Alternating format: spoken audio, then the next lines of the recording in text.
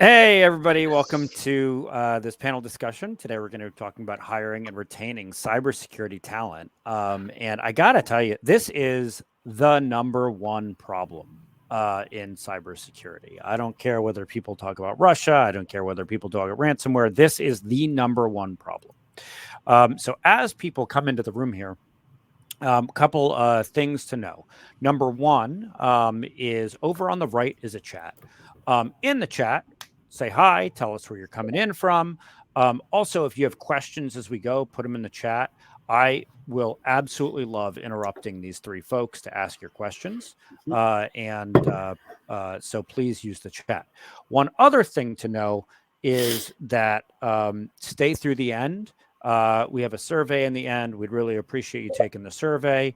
And lastly is this platform we're using, Livestorm, just added the ability to do polls. And so we're going to do our first ever poll. And I'm going to put it in there. And I think what you got to do is you'll see a thing on the bottom right that you have to click on to see the poll. So I'm sending the poll. People should see the poll. And it's what's the most difficult part of finding talent? No one applying, no qualified applicants, applicants not accepting, or applicants want too much money. And yes, you have to choose one. It could be all, but what's the top problem that you're having? We want to know. And so far, it looks like applicants want too much money was winning until it went back to no qualified applicants. No qualified applicants is really winning this one. All right. Well, we're going to talk a lot about that today. Unsurprising. Not surprising at all. So we're going to do introductions in the poll, but I did the poll first, so I already messed up this page. We're going to talk about what's happening. ManpowerGroup is here with Raeen, and we're going to talk about things from her perspective, which is just awesome. So glad to have her here. And then we're going to do a lot of Q&A. And we're going to make sure to answer your questions as well. Mike, why don't you introduce yourself and then Raeen, and then I'll introduce Althe and me. Okay, so Mike Hamilton, and I am one of the founders of the company, Critical Insight. Critical Insight was founded to specifically focus on areas in both government and the private sector that are critical at the scale we actually live our lives. So local governments, the health sector, school districts, things like that. My background is 30 years in information security. It says former CISO of the city of Seattle there. I did actually more work in the private sector as the managing consultant for VeriSign Global Security and other consulting positions that I spent in the public sector, but that's me. Cool. And Raeen? I knew I should have asked to go first. Hi, everyone. I'm Raeen Gagnon. I'm the Global Vice President of Market Intelligence at ManpowerGroup. ManpowerGroup is a staffing organization. It is the third largest in the world today, and it offers end-to-end hiring solutions and workforce management strategies to help you staff the resources that you need, along with understanding benchmarking, helping to onboard and offboard resources. So we have a series of brands: Manpower, Experis, Jefferson Wells, Right Management, and Talent Solutions. And if you go to any of our entities, you can find a great deal of thought leadership following up on some of the topics we're going to be talking about today. Cool. And Althe, we have here for a number of reasons, but one of them is, unlike Raeen and Mike, she's a more recent job seeker. She came to us a little more than a year ago. She's fantastic. She sort of has that perspective of what the job market is like now. She's also a social engineer, which means that we pay her, or clients pay her, to trick people into letting her into their network. Say it right. She's paid to lie. Come on. Paid con woman. And I host the events and I run marketing for Critical Insight. So what we're going to do now is we're going to run through some slides here. Mike has some stuff to say. Raeen has some stuff to say, and then we'll get into Q&A. Don't forget to put questions in because I like interrupting both of them. Mike. Yes. Okay, as always, we'll start with a few headlines that are topical and are fairly recent. So, in fact, the first one there, how the Great Resignation is affecting cybersecurity, is a podcast that came out yesterday, and it's a pretty good podcast. I don't know if we have a link we can throw into the chat for that, but it's worth listening to, not for the least reason that it's me. I hope everybody's laughing. Connecting the dots in diversity, this is a big deal. There are a lot of resources out there that we are not tapping very well. And, I think more outreach is required than virtue signaling about this diversity business, because if we're short on practitioners, there are places where we can go find practitioners. And, I'll talk a little bit about that in a minute. The situation is definitely getting worse. And where it says companies are making basic mistakes with hiring, one of those mistakes is, and this is the butt of lots of jokes in social media, are the job descriptions that are written for entry-level positions, right? So we need you to have 5 years of experience and 2 certifications. Entry level ain't going to happen, right? Everybody's expectations need to be modified here. The U.S. cyber workforce gap is getting bigger.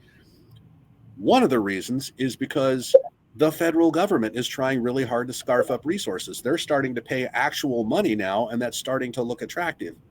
If you've worked in the public sector before, you know that there's certain benefits to that. A pension system that looks like it's going to hold up, Groundhog Day off, as well as tons of other holidays.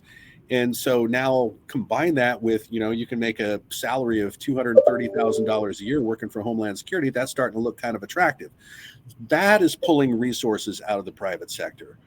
And the skills gap, this is something we really need to talk about, because if the most popular response here is that applicants are unqualified, I get that, because book learning and test taking don't do it, right? I mean, you can roll off the assembly line with your brand new shiny degree in cybersecurity, and you got to see some live fire before anything makes sense to you, and before you're, a valued employee and start to develop your subject matter expertise.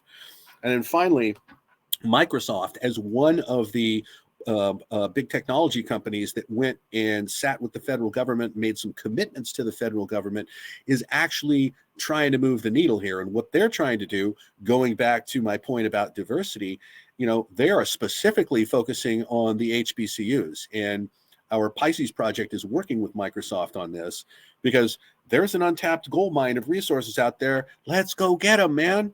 Go on to the next slide, Jake. Okay, so these are some of my observations. You could actually say this is conjecture plus hyperbole that we're going to juxtapose with Rayleen's actual data. So these are the things that I have seen going through as much news as I do to do our daily news blast and things like that. Yes, entry-level job descriptions have been absurd. And like I say, there is all of this comedy out there on Twitter and some of the other social media talking about just how absurd these are. So again, expectation management when you're trying to hire is probably your a good move to make. Quality of life, right? So, we're talking about the Great Resignation here, and we all going through a pandemic, and we've all learned how to work at home, and all of us, for the most part, are recalculating what we mean to ourselves by quality of life and work-life balance. And some of those considerations have caused people to say, you know what, I'm just not going to work in a meat grinder anymore. And so if the culture in your organization is that of a meat grinder, you're probably getting frozen out of these resources for that reason.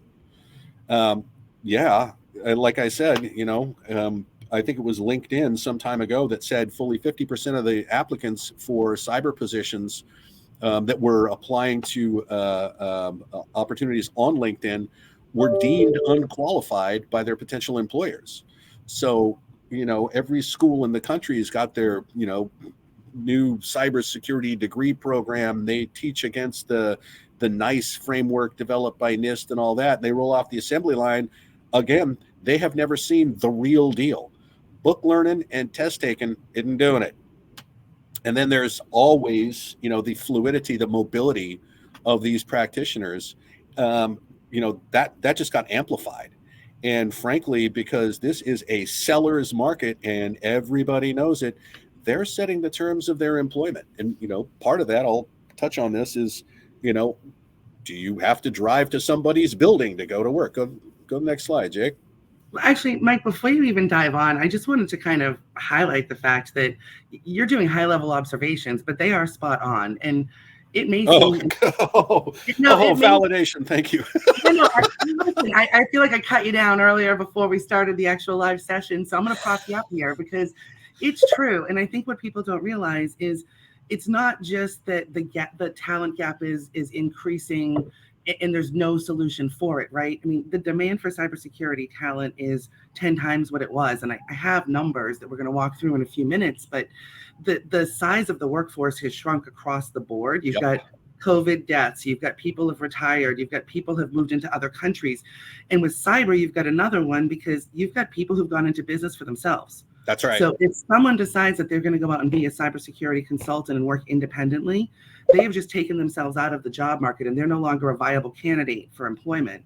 And because of all the things that you've just said, because of the unrealistic expectations of hiring managers, more and more of these analysts and engineers are inclined to go down that path, which it doesn't help. And it makes it so much more important that these observations are really processed and what can we do about it.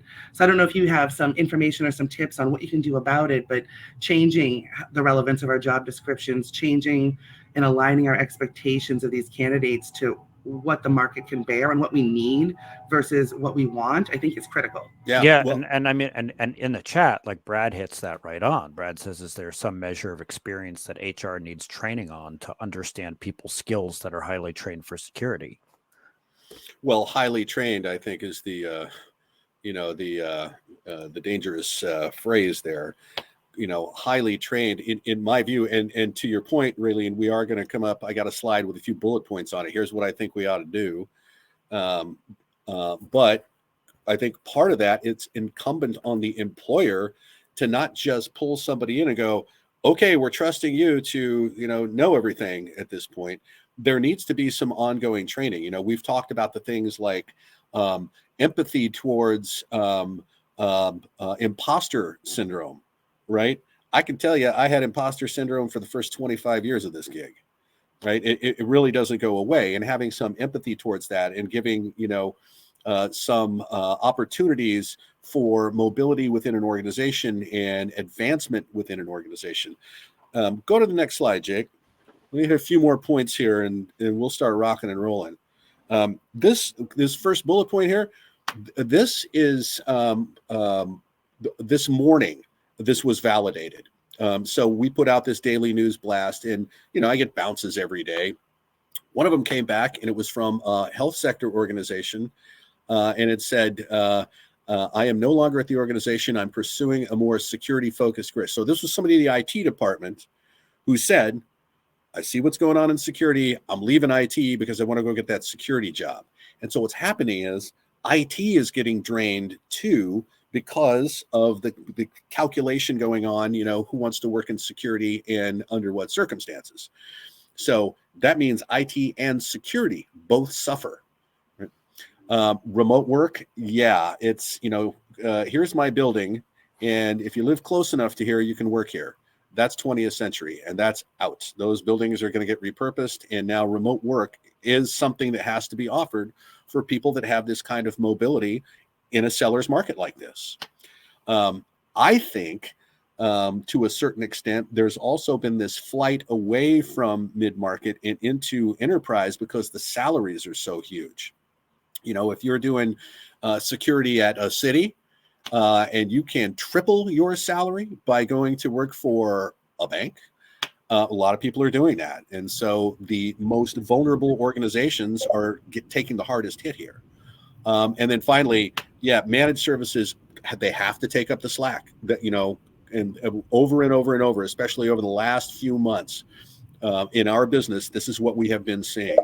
And as a result, too, managed service organizations, and to your point, Raleen, consulting organizations, even owner-operator startups, that's pulling more resources out.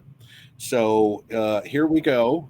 Go to the next slide, and I got a couple of things here that I think we need to be doing. So, these are very high level, but we need to make more people. If we were neck deep in cyber people, if they littered the landscape such that they were only worth $60,000 a year apiece, all right, we would not be having this problem. We would not be having the discussion. There would be nothing to talk about.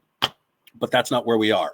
So when we make these, again, if they're unqualified, they need to be better, and we have to punch them out of the assembly line faster because we're not doing that good of a job here.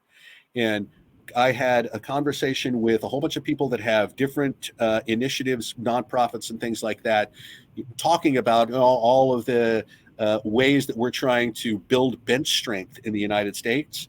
And they're all like, well, we teach cyber. What the hell does that mean? It's like, look, the most hired resource is an analyst. Focus on analysts. You teach people to be analysts. The second one is an auditor. You teach people to be auditors. You don't go, we teach this big amorphous blob called cyber and hope somebody gets it well enough so that they can be an analyst. No, you got to focus on them.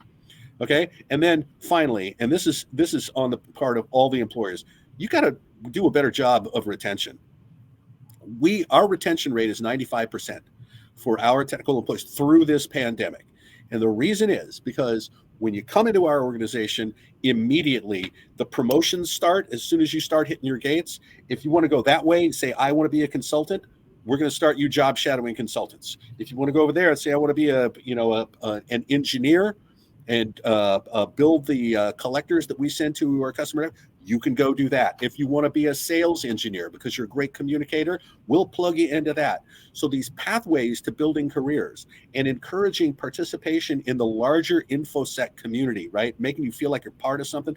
These are things that need to be done. And, these corporations are treating these, folks like they're just, going through this meat grinder. They have and I'm interested, Raleen, in what the residence time, if you have any data on the residence time of a typical analyst when they go to work, right? They're there for 18 months before they burn out or they want to go get another job, because I think it's something like 18 months. And with that, I yield my time. So before we switch over, I want to actually add one thing here, because I feel like more and more as we cover off on the trends, it feels very much focused on all of the challenges. And I like the subject of the slide because it's what we need to do. But I'll go one step further, because I think the challenges for major enterprise organizations can actually be opportunities for smaller companies and mid-market.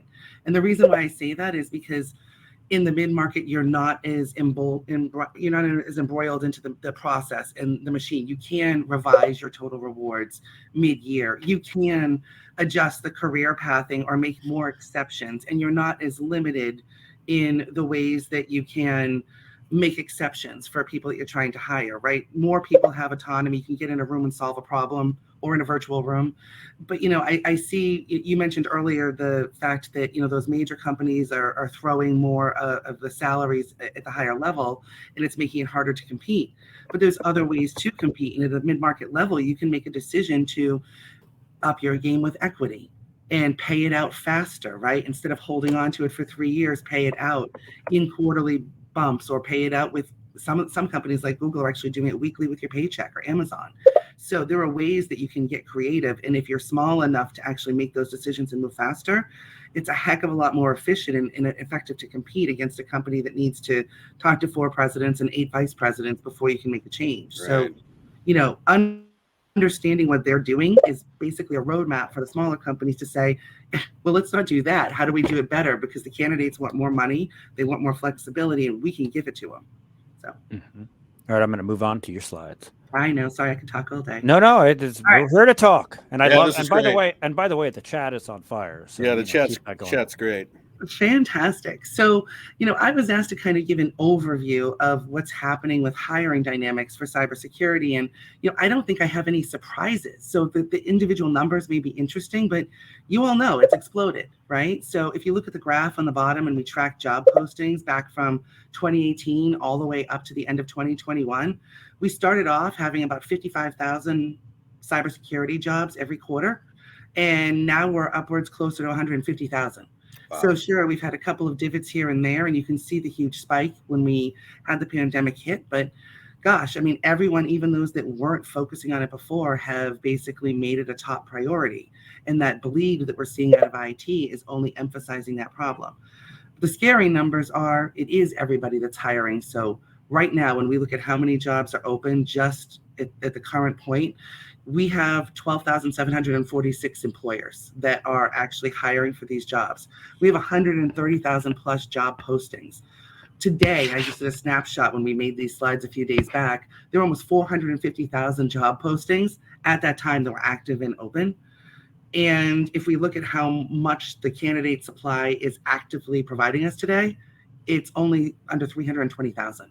So even if every single person who's technically in the job market and not self-employed, if every single one of them quit their job, we still don't have enough people to fill the open positions, never mind backfill the ones they'd be leaving. That's the scary number. So, we all know there's a talent shortage, but it's that severe. And companies like Microsoft may make investments, the government may be doubling down, but at the end of the day, if we, each and every one of us as employers, don't think about how can we bridge the gap for ourselves, where can we look at, you hit it on the head, Mike, it's Analyst. So if you can analyze something, can you have the acumen to analyze something else? Do we have people in our systems administration, in our financial analyst, in our general data analyst space that we can upskill and transition, because those basic analytical skills are easier to find than cyber analysts?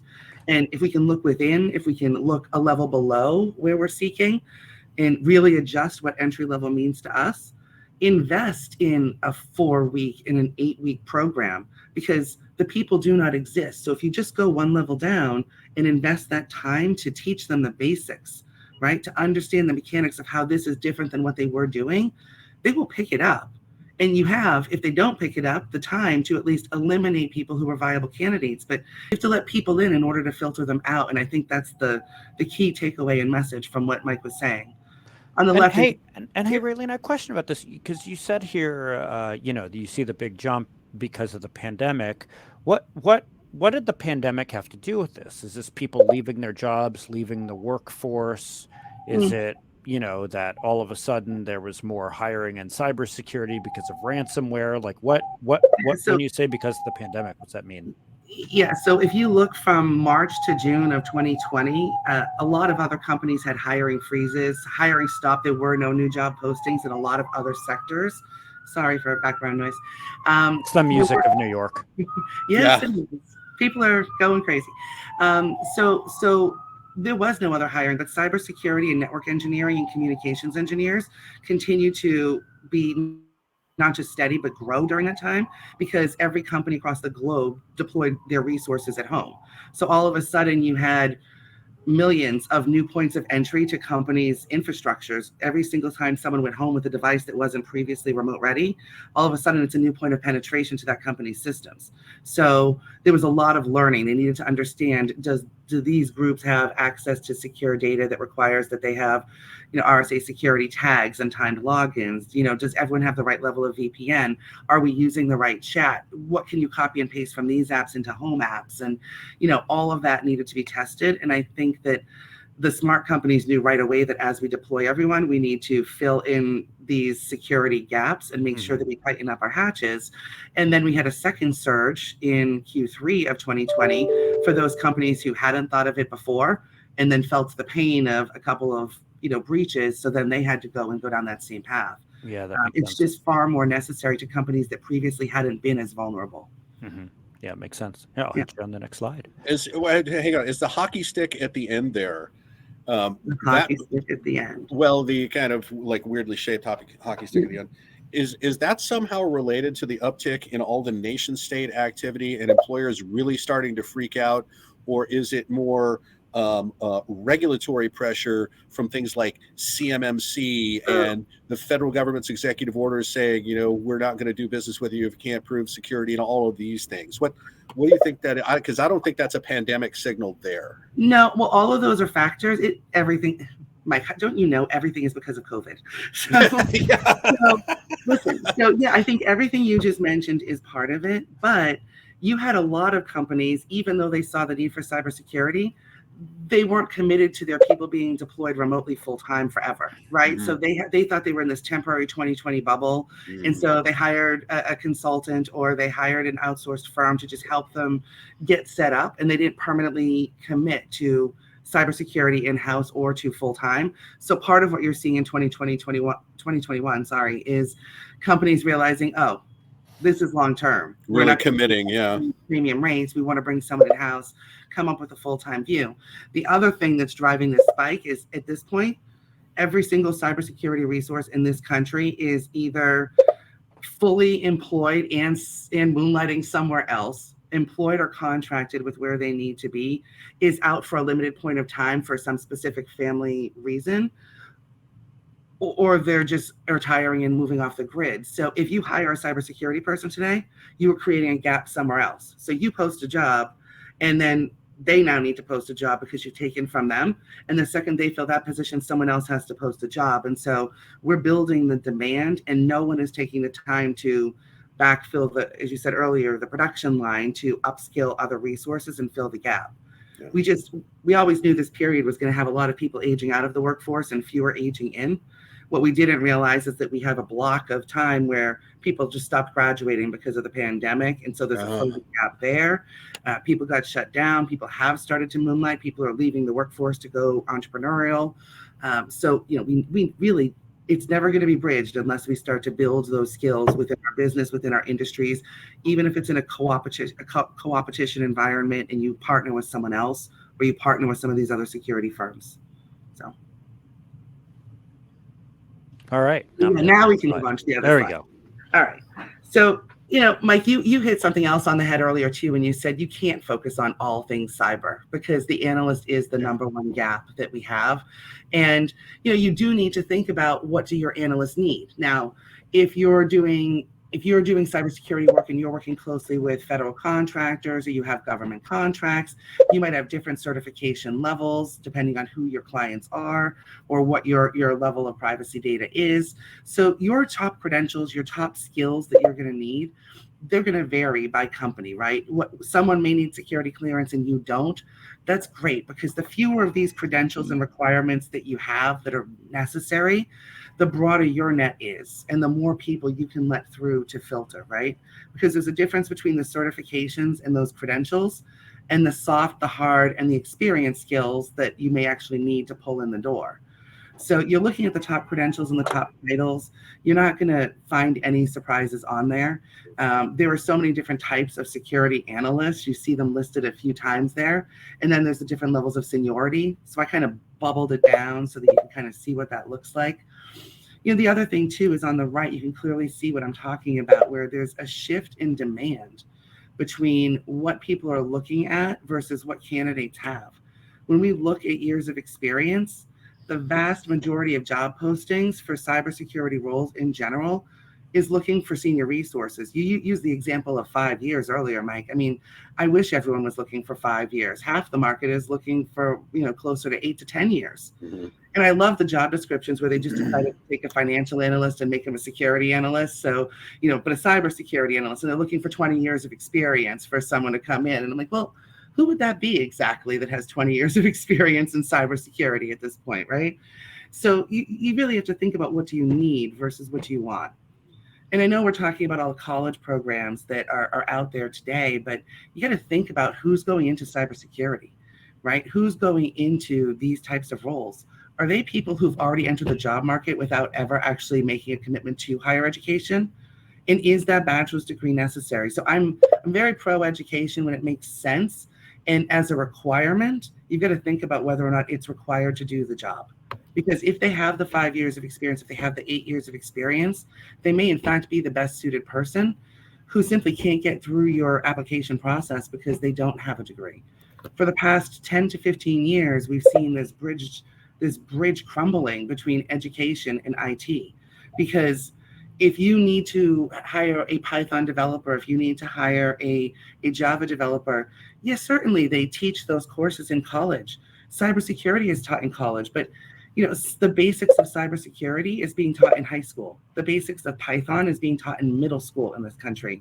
And so if someone really takes to it and learns it early, they're not going to go through the college process. And for the past 10 years, that's been happening more and more. So, education is considered a primary requirement still. It's the vast majority of all the job postings today at over 90%.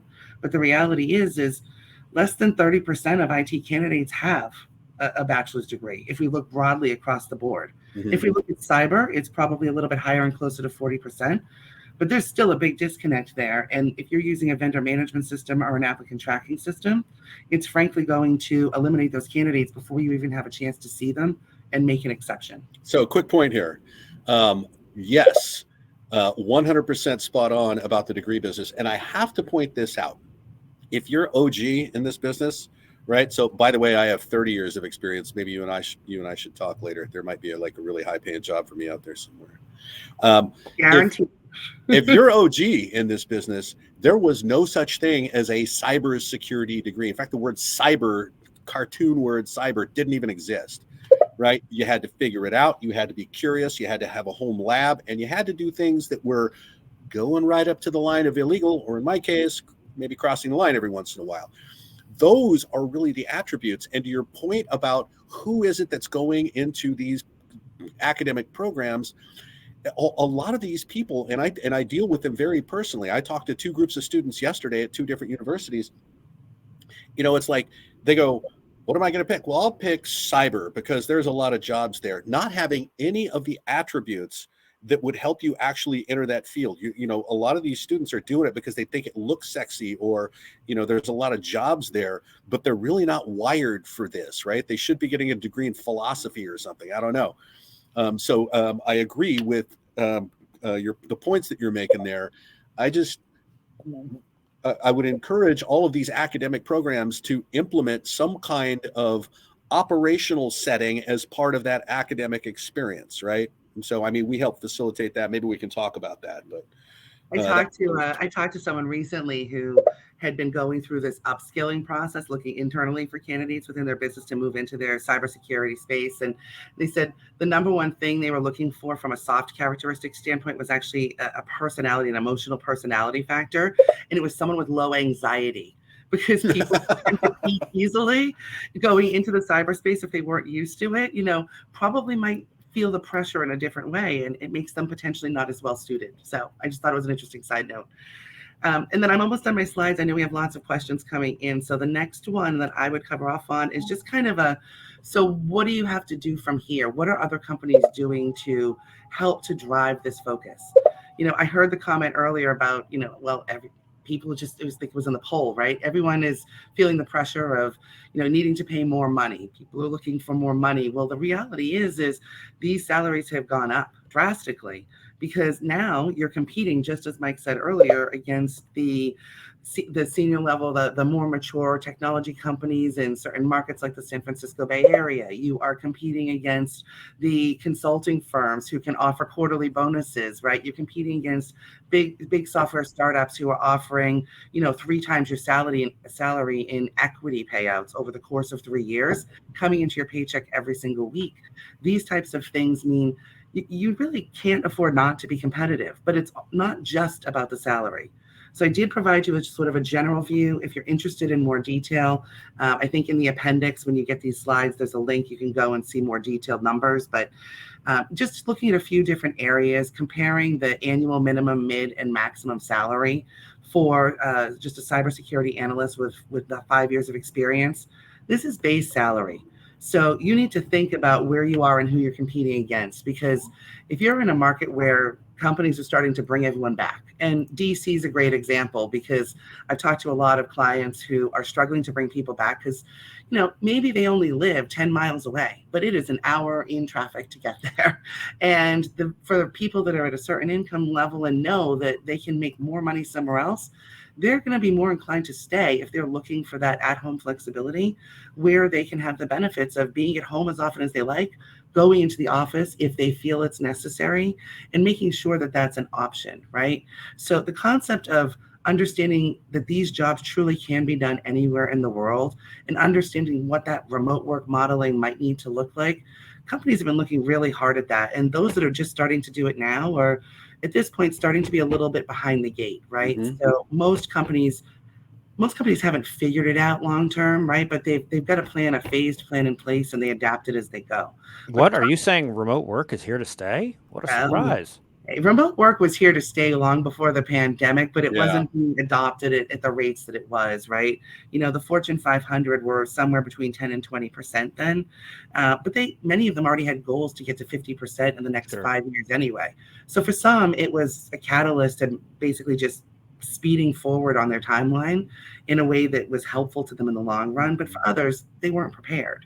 And Yeah, and I want to bring Althe into the conversation here too, because one of the things that's going on in the chat is people are talking about where do you hire people. So, somebody said, go hire veterans. Absolutely, we have a lot on our staff. But Althe, I know, you are a more recent job seeker than the other two folks here. One, how does this strike you? And two, I know you have a lot of passion around, finding qualified individuals and what qualified means. Yeah, absolutely. So I think that there are a lot of individuals out there who are looking to make a similar career leap from one completely separate industry, not even remotely close to security or information technology, which is what I essentially did. And those folks are having a really tough time bringing their hobby and non-work experience related skills into their resumes to prove and demonstrate that they have the skills to be successful in information technology and security. So that was something that I struggled with a lot, but there's so many resources out there now. Different information security conferences are offering resume help, and there's a lot of opportunities to do and participate in things like capture the flags. And competitions that will help to demonstrate those skills in a more conventional, less hobby related way. So I would absolutely encourage candidates to seek alternative, maybe not traditional routes for developing those skills, and then include their hobby activities and the things that they're doing volunteer wise in their resumes, and use those things to demonstrate their skills that are transferable from completely separate industries into information security. Sure. And hey, Raeen, in the before time, it would be that you posted a job position and you got qualified applicants, and then you got to choose between 3 or 4 qualified applicants, right? I mean, just like the housing market, we've switched from a seller's market to a buyer's market here. Is it like the housing market where like this is a thing that will shift back? Like, when will it become easy to hire again? Like, when could we expect the demand for cybersecurity talent to ease up, slow down, or there be enough people? After the U.S.-Russia war, probably. When the Maple Leafs win the championship. No, I don't know when the answer is, but we're absolutely at minimum looking at a 5-year window before the skills can catch up from a demand standpoint. But the challenge for cybersecurity isn't just there's a lack of skills. You don't have active candidates. Your active candidates are a very small percentage of the cybersecurity world because they don't have time to look for a job. They're busy all the time, right? They are working on a different trajectory of deadlines. So unless there's someone who is failing at their job, struggling in their corporate environment, or unhappy and actively looking to make a move, you have to go find them. So, I mean, yes, it's important to post those jobs out there in case you can catch one of those people who's actively looking. But if you're not actively going into using social engineering, Althe, using your capabilities to go find these engineers in other companies and actively offer them something more than they're getting there. Because it's not just about deciding we pay our cybersecurity analysts $125,000 and they can have a 10% bonus once a year. That doesn't work. You need to know that you're not going to have a lot of active applicants to your process, and these are the 10 companies that have the best cybersecurity team in town. You want to go after them. You need to know what they're making there, whether or not they can work from home full time, what their benefits package looks like, and now you need to go offer them more to convince them to leave and come to you. I don't know that will change just because there's more people looking later, because they're going to get swapped up, and once they're taken, you need to go get them. Christopher in the chat says we use attitude and aptitude assessments to determine who's qualified for this work. If they are currently in other fields, then we put them through 12 to 24 weeks of intense hands-on skills training. That sounds awesome. Yeah, that's good. It's also true that not everyone you hire works out. I've hired hundreds of people. Not everyone you hire works out. Not everyone's a good hire. Not everyone's the right fit for the job. There are a million. You're talking about me? I could be, but so Mike, you've hired a lot of people in security. how do you tell whether, in this atmosphere, you might want to keep somebody longer than you would not in this atmosphere? One, is that the right thing to do? And two, how do you decide when somebody's not working out? Well, there's always, performance metrics and things like that. To me, it is more about fitting in to a culture and starting to feel like you're part of something that is working on a mission, right? That mission focus has a lot to do with it. And my comment here in the chat, right, about this is part of the problem as well, right? Your mission is to be fighting nation states that have a lot more resources than you do. And I just got to say this, having your ass handed to you every day. And, we're losing. We are losing. And this takes a toll on people's psyche as well. So, keeping people around longer than you would keep them around, I don't know that that's really a problem. People self-identify pretty quickly if they either don't like this kind of work or they're not capable of doing this kind of work. And again, you got to be empathetic about the whole imposter syndrome thing, because everybody feels it. Everybody feels like, man, I'm surrounded by people who are all really good at this and I suck. Some empathy there goes a long way. Really getting back to what kind of people are a fit. When we hire, we are much less interested in your degree than in your curiosity. And the fact that you have done a lot of self-study and built a home network and have played around with tools, that goes a longer way than, hey, I took a bunch of tests, frankly. So we have found that the types of people that are the stickiest are the ones that have done a lot of self-study. And, apart from your question of like, when do you let them go? It's like, when do we want to bring them in and what do they look like? Well, they're curious and they take risk. That's what they look like. And Michael in the chat alludes to a program you started called Pisces, which you should tell people about. But it says, does Critical Insight help interns find work with folks like us, poor counties and cities, trying to figure out where we might be able to work recruitment? Mike, I'm dying to do that. Yeah. In fact, I reached out to 2 cities this morning asking them if they wanted to take any interns out of the Pisces program. So, Mike, I think you and I might even have a call scheduled coming up here soon. Well, yeah, I'll hook you up, man. Do you want to just explain to people what the Pisces program is and how it feeds our talent pipeline? Well, more than feeding the talent pipeline, it addresses this issue of candidates coming off the assembly line that are not as qualified as you want them to be. And my sense is, based on my experience at the city of Seattle, when I would bring in interns and they were all going through school, but it wasn't until I said, all right, I want you to tally up all of the login failures on our public-facing SSH server and map them all to countries. And they would come back and just freaked out. Oh my God, we're under attack by China. You don't get it until you see live fire. And so what Pisces does through no-cost monitoring for small cities and counties, maritime ports, school districts, things like that, that no cost, because we collect data from their networks and we make the data available in real time to currently 5 universities. We're expanding into Colorado, picking up a university there. Kentucky has said we're all in. University of Kentucky is going to be the lead school there. We're talking to Maryland. We're talking to Maine, Missouri, pretty much all the ones that start with M. I don't know why that is, but what that does, right? The 3 pillars of Pisces, public infrastructure, security, cyber education system, is infrastructure protection for down market, local governments, which do really critical things, right? That makes your toilet flush. Workforce development for, again, to improve the quality and the number that are coming off the assembly line, and then research opportunities. So that's what Pisces is. We're supported by the Department of Homeland Security and partnered with Pacific Northwest National Lab. And we are expanding because Homeland Security wants to reduce the number of open positions in cybersecurity. And we seem to be pretty good at doing that. So,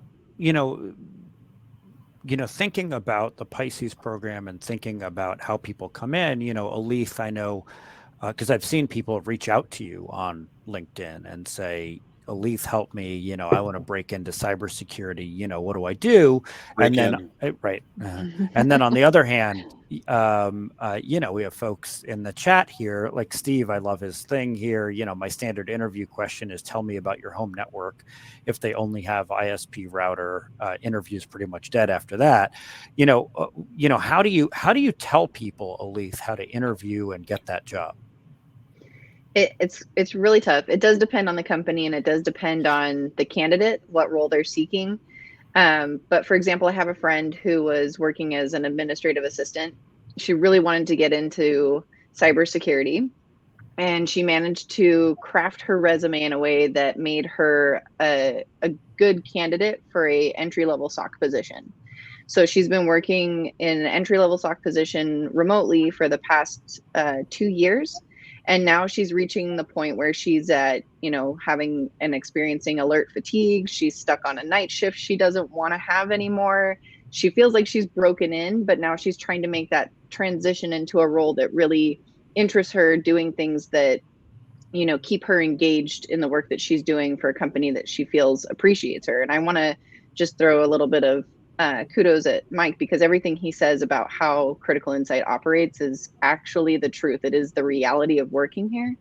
And so for many folks, I think the most important thing for candidates to do is assess the companies that you want to apply to. Do your research, go use everything you can find open source intelligence wise, and kind of, Google them to death. Learn about the company, about their culture, use job posting sites that have company reviews from actual employees, check out salaries, make sure that it's a company that you want to invest in, because we've talked a lot about what makes a great candidate, but I don't know that we've talked about what makes a great employer. And if you want an engaged workforce, it really makes sense to find employees who want to work for you and want to be a part of your team and a part of that culture just naturally without really trying. I saw somebody mention on Twitter, I know I'm going a little bit over and out of the scope of the question here, but I saw somebody mention on Twitter that company culture isn't something you can make. You can't create it. It is what naturally happens with the group of people that you assemble in your company. And to a degree, I believe that that's true. You can't create the company culture that you really want to have if you're not selecting the right candidates and putting together the right team to naturally create that. If you force it, it doesn't really work, is what I'm getting at. We want you all to be party people. No, I mean, right. I mean, of course. Like that's absolutely the truth. It's funny, we're having a party today, so it's true. Culture, man. If you combine a couple of things that we're talking about, though, I mean, you've got all these people who want to break into cybersecurity, who want to come from another industry, and yet we're all sitting here talking about how we're struggling to find people within the cybersecurity industry with this cybersecurity experience. This is the untapped opportunity. So, a few people are already actively looking into interns, and that's great, but everyone should be actively looking for these interns, right? Yes, Everyone absolutely. Should be looking for people who have the aptitude, because I love the interview question too about the home network, but at the same time, in addition to finding those senior people who have that extra oomph, you also need to be willing to take the people who haven't had the time to do that, but they have the aptitude, they have read up, and they have the transitional skills. So let's be open to that, because that is the answer in the short term. Yeah, and Brad's question here, which I really want to get to, is so sorry for cutting you off there, Althe, but so I know automation and AI is helping the situation in security. Would an answer be to develop next generation of AI, machine learning, all that stuff to fill the job gaps? Mike, does AI fill the job gaps? You shouldn't have asked me this question. No.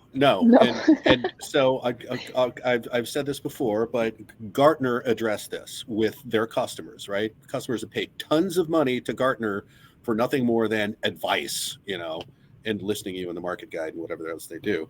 They polled all of their customers and they said, would you allow a piece of technology to take an action on your behalf without human oversight?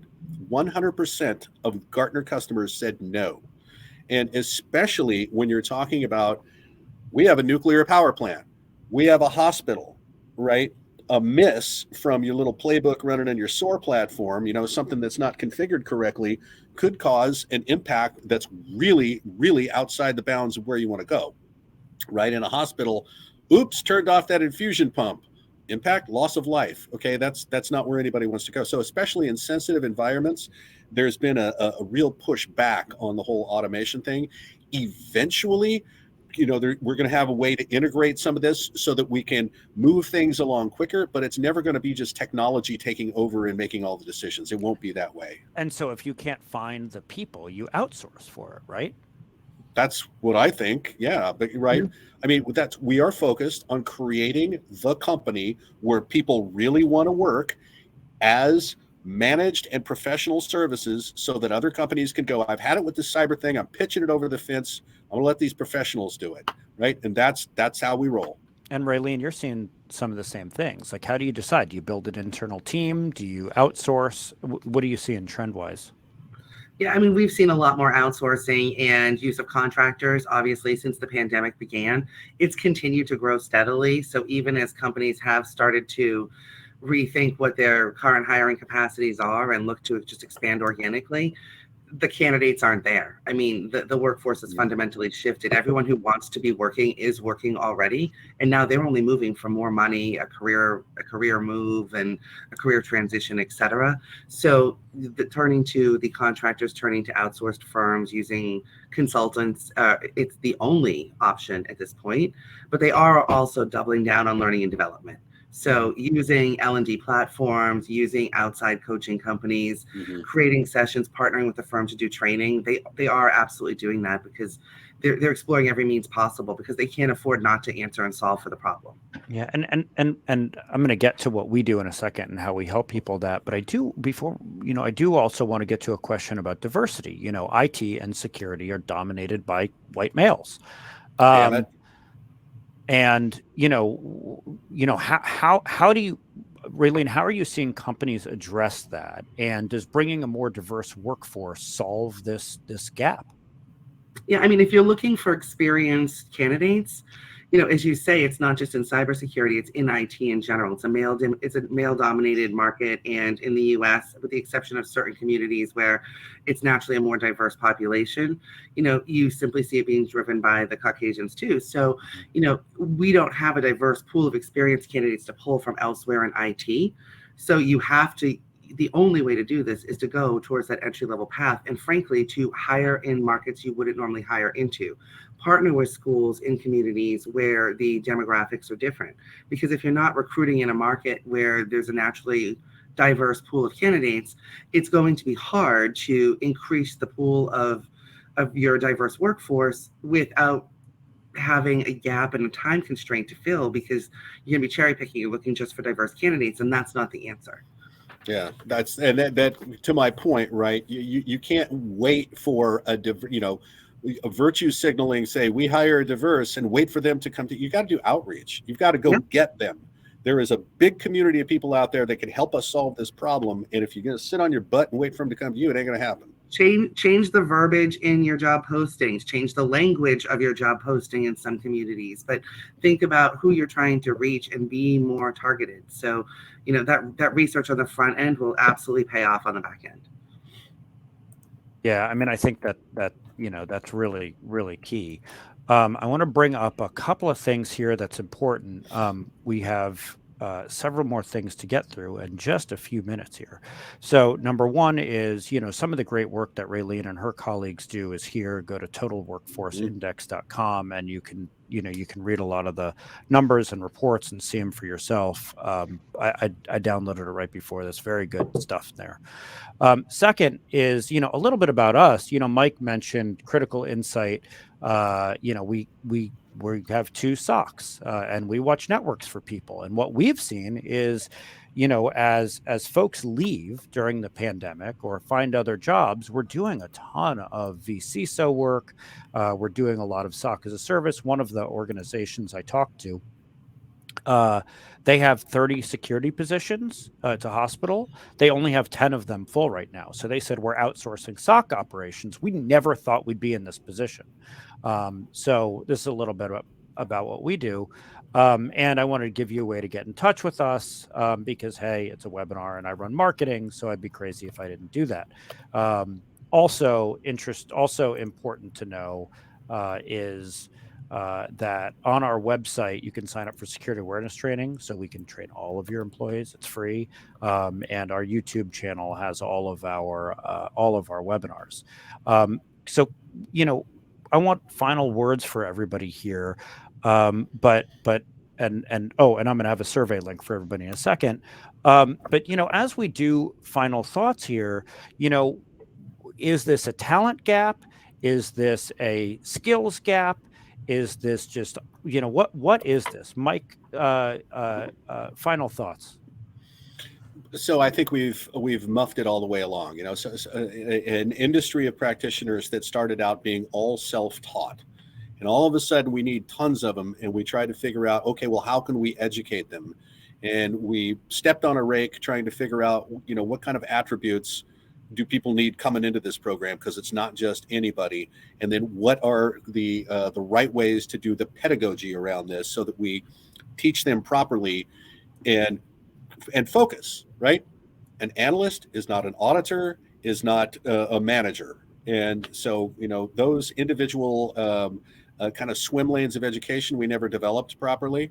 But more importantly, I think what we didn't do in the education was that exposure to actual data, especially in real time. There is no substitute for that.